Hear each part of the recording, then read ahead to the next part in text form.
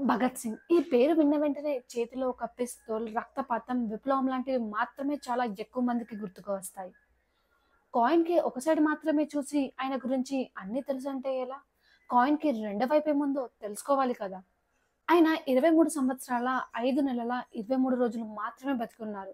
కానీ ఆయన మన దేశానికి ఎంతో సేవ, ఎన్నో మార్పులను తీసుకువచ్చారు.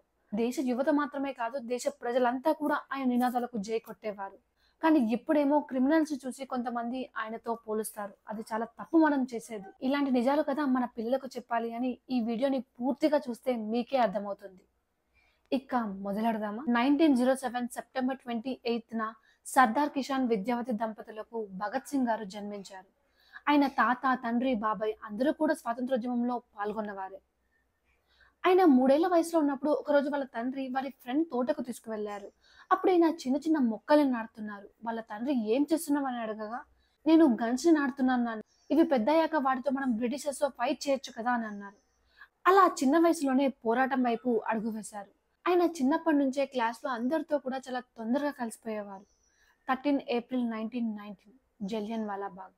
అమృత్సర్‌లోని జలియన్‌వాలా బాగ్‌లో కొంతమంది శాంతియుతంగా నిరసన చేస్తున్నారు. ఈ విషయం తెలిసిన బ్రిటిష్ ఆఫీసర్ జనరల్ డయ్యర్ అక్కడికి వచ్చి ఎలాంటి ఇన్ఫర్మేషన్ ఇవ్వకుండా అన్ని రూట్స్‌ని కూడా బ్లాక్ చేసి బ్రిటిష్ సోల్జర్స్‌తో 11 నిమిషాల పాటు ఓపెన్ ఫైర్ చేశారు. ఆ రోజున దాదాపు 1200 మంది చనిపోయారు. 2000 మందికి పైగా గాయాలు జరిగాయి. ఆ నేలంతా మన వారి రక్తంతో తడిసిపోయింది. కానీ బ్రిటిష్ వారి లెక్కల ప్రకారం ఆ రోజు 300 మంది మాత్రమే చనిపోయారని చెప్పారు. ఈ ఇన్సిడెంట్ జరిగినప్పుడు భగత్ సింగ్ గారికి కేవలం 12 సంవత్సరాలే. కానీ ఆ ఇన్సిడెంట్ ఈయనని చాలా కలిచివేసింది. నెక్స్ట్ డే ట్రైన్ ఎక్కి ఆ జలియన్‌వాలా బాగ్‌కెళ్ళి అక్కడ రక్తంతో తడిసిన నేలను చూసి ఆ మట్టిని ఒక బాటిల్‌లో తీసుకొని ఇంటికి వెళ్లారు. 1921లో గాంధీ గారు సహాయ నిరాకరణ ఉద్యమం చేస్తున్నప్పుడు భగత్ సింగ్ గారు బాగా ఇన్‌స్పైర్ అయ్యారు. మనకి త్వరలో స్వాతంత్రం వస్తుందని నమ్మారు. కానీ చౌరీ చౌరా అనే గ్రామంలో కొంతమంది బట్టల షాపుని తగలబెట్టడంతో గాంధీ గారు ఇది హింసకు దారితీస్తుందని ఇక దాన్ని ఆపేశారు. అది భగత్ సింగ్ గారికి అస్సలు నచ్చలేదు. మనం అహింసతో స్వాతంత్రాన్ని పొందలేము. మనం విప్లవం చేస్తేనే పొందుతామని ఆయన గట్టిగా నమ్మారు. ఆయన ఒకరోజు ఒక సభలో ఉండగా ఎవరో బాంబ్ బ్లాస్ట్ చేశారు. అప్పుడు పోలీసులు ఆయన అక్కడే ఉన్నారని ఆయనను కూడా అరెస్ట్ చేశారు. కానీ కోర్టులో ఆయనకు దానికి సంబంధం లేదని తెలిసినా వారు రూ. 60,000 ఫైన్ వేశారు. ఆ రోజుల్లో 60,000 అంటే చాలా ఎక్కువ. కానీ వారి దగ్గర డబ్బు ఉండటంతో ఆ డబ్బు వాళ్ళ నాన్నగారు కట్టి ఆయన్ని బయటికి తీసుకువచ్చారు. ఆయన ఎకనామిక్, హిస్టరీ, పాలిటిక్స్‌లని బాగా చదివేవారు. లైబ్రరీలోనే చాలా ఎక్కువ సమయం గడిపేవారు. ఎప్పుడు చూసినా ఆయన చేతిలో ఒక పుస్తకంతోనే ఎవరికైనా కనిపించేవారట. ఆయన బ్రిటిషర్స్ మన ఇండియాకి ఎందుకు, ఎలా వచ్చారో తెలుసుకున్నారు. ఇంకా ఎన్ని దేశాలను దోపిడీ చేస్తున్నారో తెలుసుకున్నారు. జాతీయ, అంతర్జాతీయ రాజకీయాల గురించి తెలుసుకున్నారు. ఆయన కాలేజ్‌లో ఉండగానే ఒకసారి వాళ్ళ అమ్మగారు పిలిచి ఇక పెళ్లి చేసుకోమని అడిగింది. కానీ ఆయన నాకు తెలుసు నేను ఎక్కువ రోజులు బతకను. అయినా నేను పెళ్లి చేసుకోవాలంటే మన దేశానికి స్వాతంత్రం రావాలని చెప్పారు. ఆయన 1926లో నవజవాన్ భారత్ పార్టీని స్థాపించారు. ఈ పార్టీ యొక్క ముఖ్య ఉద్దేశ్యం అన్ని మతాల వారు కలిసి పోరాడాలి. కానీ ఈ పార్టీ స్థాపించిన కొన్ని రోజులకే లాహోర్‌లో దసరా పండుగను హిందువులు జరుపుకుంటున్నారు. అప్పుడే బాంబ్ బ్లాస్ట్ జరిగింది. ఇది ఖచ్చితంగా ముస్లిమ్సే చేశారని హిందూ, ముస్లిమ్స్ మధ్య బాగా గొడవలయ్యాయి. భగత్ సింగ్ గారి మాటల వల్లే ఈ ఇరువురి మధ్య గొడవలు తగ్గాయి. భగత్ సింగ్ గారు హెచ్ఆర్ఏను హెచ్ఎస్ఆర్ఏగా మార్చారు. కేవలం యువత మాత్రమే కాదు దేశ ప్రజలంతా కూడా పార్టిసిపేట్ చేయాలని వీళ్ళు కోరారు. దీనిని చంద్రశేఖర్ ఆజాద్ మరియు భగత్ సింగ్ ఇద్దరు కలిసి ఒక ఉద్యమంలా ముందుకు తీసుకువెళ్లారు. కానీ భగత్ సింగ్ గారి పగడి ఇంకా గడ్డం వల్ల బ్రిటిషర్స్ తొందరగా గుర్తుపడతారని ఆయన హెయిర్‌ని ఇంకా గడ్డాన్ని తీసేశారు. ఆయనకున్న లక్ష్యం ఒక్కటే. మన దేశానికి స్వాతంత్రం రావాలి.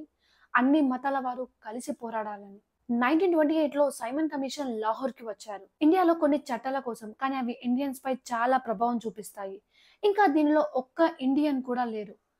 అందుకే దీన్ని వైట్ మ్యాన్స్ కమిషన్ అంటారు.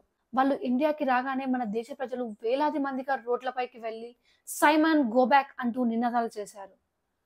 దీనిని లాలా లజపత్ రాయ్ మరియు మదన్ మోహన్ మాలవ్య ముందుండి నడిపించారు. కానీ British police officer James Scott Lala Lajpat Rai గారిపై లాఠీ చార్జ్ చేశారు. ఆయనను బాగా కొట్టారు.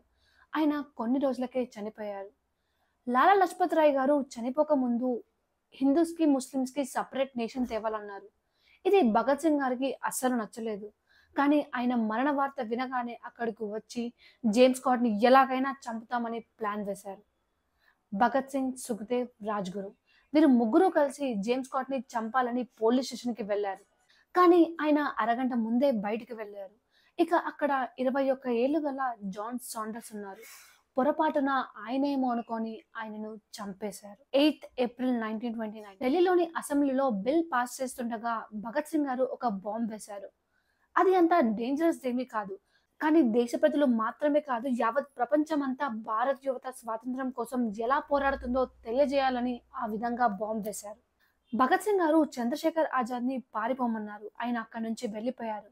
కానీ భగత్ సింగ్ మరియు బటుకేశ్వర్ దత్ అక్కడే ఉండి వారే పోలీసులకు లొంగిపోయారు. అలా పోలీసులు దగ్గరికి వస్తుంటే ఇంక్విలాబ్ జిందాబాద్, విప్లవం వర్ధిల్లాలి అంటూ గట్టిగా నినాదాలు చేశారు.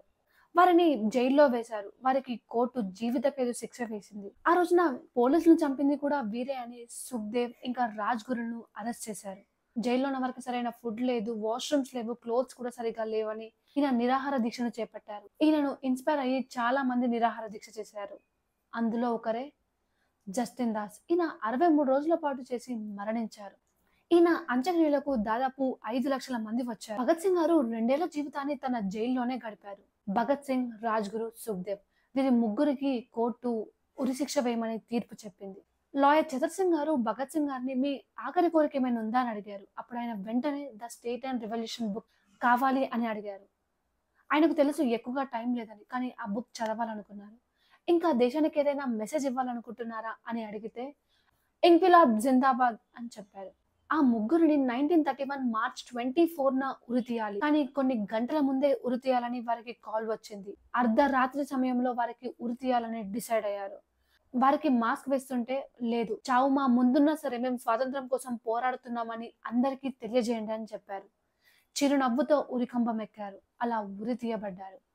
వారి బాడీస్‌ని వారి ఫ్యామిలీస్‌కి కూడా ఇవ్వలేదు. ఒక నదిలో వేసేశారు. ఇంత సేవ చేసి, ఇంత త్యాగం చేసిన భగత్ సింగ్ గారిని బ్రిటిషర్స్ ఒక క్రిమినల్ అనే ట్యాగ్ ఇచ్చింది. ఇప్పుడు మనం కొన్ని కీ పాయింట్స్ మాట్లాడుకుందాం. ఆయన 116 రోజులు నిరాహార దీక్ష చేశారు. ఆయన అరెస్ట్ అవ్వకముందు 250 పుస్తకాలు, అరెస్ట్ అయ్యాక 300 పుస్తకాలను చదివారు. ఎవరైనా ఆయనని కలవడానికి వచ్చినప్పుడు కేవలం బుక్స్ మాత్రమే అడిగేవారట జైల్లో ఉన్నప్పుడు. నెహ్రూ, గాంధీ కన్నా కూడా భగత్ సింగ్ గారికే ఎక్కువగా ఫాలోయింగ్ ఉందని ఒక సర్వేలో తేలింది అప్పట్లో. ఆయన చనిపోతున్నా సరే ఆయన సిద్ధాంతాల మీదే ఆయన నిలబడ్డారు. ఆయన మాటలు బ్రిటిష్ వాడి గుండెల్లో తూటాల్లా పేలేవి. ఆయన ఒక గొప్ప రచయిత. ఆయన ఏథిస్ట్ అనే బుక్ ఇప్పటికి కూడా చాలా పాపులర్. చేతిలో పిస్తోల్‌తో కాదు పెన్నుతో నీ ఆశయాలను సాధించమని చెప్పారు. ఈ వీడియో మీకు నచ్చిందని అనుకుంటున్నాను. ఒకవేళ నచ్చితే కనుక మీ అభిప్రాయాన్ని కామెంట్ బాక్స్‌లో చెప్పండి.